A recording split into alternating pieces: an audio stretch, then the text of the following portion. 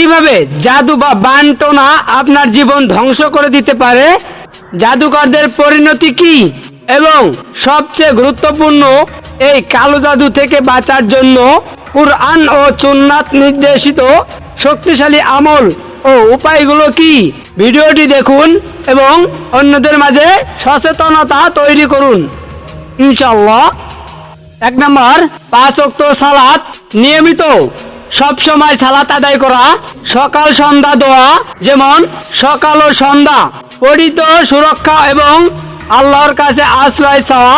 দোয়া ও জিকিরগুলো যেমন 3 কুল, সূরা ইখলাস ও নাস। প্রতিদিন বিশেষত ফজর ও মাগরিবের পর রাতে ঘুমানোর আগে আয়াতুল কুরসি পাঠ করা। এটি শয়তান ও জিনদের অনিষ্ট থেকে রক্ষা পাওয়া।